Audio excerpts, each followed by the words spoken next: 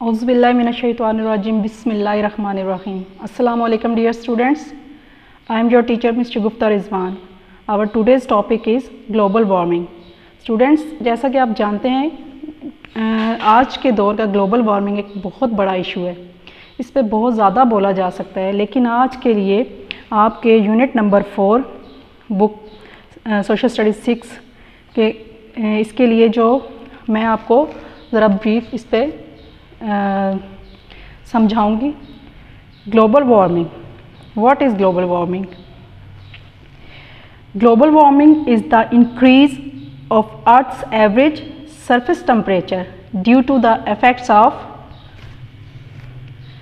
greenhouse gases such as carbon dioxide, emission of burning fossil fuel, deforestation which trap heat that would otherwise escape from earth. Okay, number 2, what is it cause? इसके असबाब क्या हैं? ये किस वजह से global warming में इजाफा होता है? Some amount of fertilizers and chemical from industrial units, fossil fuel powers, vehicle and factories give out smoke, dirty water and chemicals are released into bigger water bodies. These are all caused. Okay, the next is effects on environment. अब global warming के environment पे क्या effects हैं, इसके हमारे अब माहौल पे क्या असरात हैं? Global warming smoke release from factories mix with the air and pollute it. जो फैक्ट्रीज से धुआं उठता है वो हवा के साथ मिक्स होके हमारे हवा को, हमारे माहौल को आलूदा करता है। Aquatic life is harmed as this kills fish and other aquatic plant and animals. जो आबी हयात होती है वो इससे मुतासिर होती है और मछलियाँ और बहुत से दूसरे एनिमल और प्लांट इसकी वजह से ख़त्म हो जाते हैं। Okay, next affects the fertility of soil, यानी कि जो ज़मीन की ज़रखेज़ी है उस पर भी ग्लोबल वार्मिंग का बहुत असर पड़ता है। Number 4 is step to control. Steps to control mean कि how we can control the global warming. हम इसको ग्लोबल वार्मिंग को कैसे कंट्रोल कर सकते हैं, कैसे ख़त्म कर सकते हैं? Take care of the environment, हमें अपने माहौल की बहुत ज़्यादा हिफाजत करनी चाहिए बहुत अच्छे तरीके से, यानी कि अपनी लाइफ को क्लीनलीनेस को अपनाना चाहिए। Number 2, do not use plastic bags. Plastic bags को नहीं यूज़ करना चाहिए बिकॉज प्लास्टिक बैग्स जो होते हैं वो ज़ाया नहीं होते, वो जब तक उनको वो कभी भी गलते सड़ते नहीं हैं। Number 3, recycle as much as you can. Recycling करें, चीज़ों को जितना हो सके उनको रिसाइकिल करके यूज़ करें। Number 4, turn off lights and fans when not in use, यानी कि जितना आप इलेक्ट्रिसिटी को कम यूज़ कर सकते हैं उतना कम यूज़ करें। Number 5 is do not waste paper. Paper को ज़ाया मत करें। Okay, what is green house? Now come to green house. Green house होता क्या है? आपने ग्रीन हाउस के बारे में यहाँ पे पढ़ा है। A greenhouse is a glass building. ये एक ग्लास बिल्डिंग होती है, शीशे की एक बिल्डिंग होती है।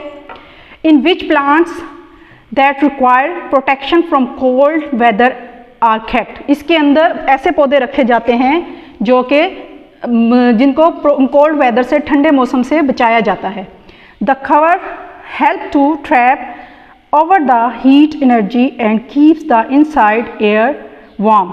जो इसका कवर होता है वो उसको प्रोटेक्ट करता है हीट एनर्जी को ज़्यादा अंदर आने से। Now consider our planet Earth. The atmosphere acts as a glass and traps the heat. इसी तरह जो हमारा प्लैनेट अर्थ है वो भी एक शीशे का, आप समझ लें, ग्रीन हाउस है और ये हीट को ट्रैप करता है। Green house effect is essential in order to keep our planet warm. हमारे ज़मीन को ज़ाहिर है गर्म रहने की भी ज़रूरत है, सूरज की मुनासिब हरारत की हमें ज़रूरत है, ठीक है। तो ग्रीन हाउस के जो इफ़ेक्ट्स हैं वो हमारे लिए ज़रूरी हैं ज़मीन को, हमारे प्लैनेट को गर्म रखने के लिए।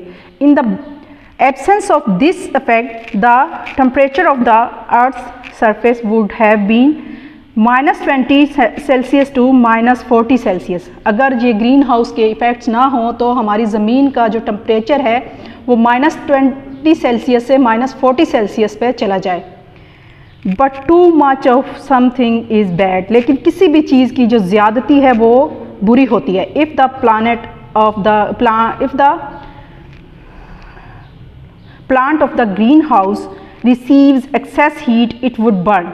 अगर ये पौधे जो होते हैं ग्रीन हाउस के अंदर वो ज़्यादा मिकदार में हरारत हासिल करेंगे तो वो जल जाएंगे। इसी तरह हमारी ज़मीन भी, उसको भी एक मुनासिब मिकदार में हरारत की ज़रूरत है। अगर उससे ज़्यादा ज़मीन को हरारत मिलेगी तो वो जल जाएगी।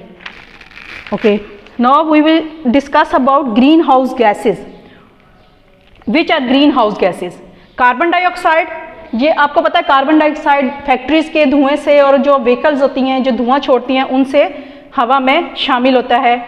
और पौधे भी कार्बन डाइऑक्साइड जो है वो कार्बन डाइऑक्साइड को वो जज़्ब करते हैं, इसलिए हमें डिफॉरेस्टेशन से बचना चाहिए, यानी कि ज़्यादा दरख्तों को काटने से बचना चाहिए। Number 2 gas is methane. इसकी मेथेन गैस है और इसके अलावा वाटर वेपर है। मेथेन गैस जो है वो ज़्यादा जो खाने को या खाने पीने की चीज़ों को ज़ाया करने की वजह से बनती है। These all are green house gases and green house effects.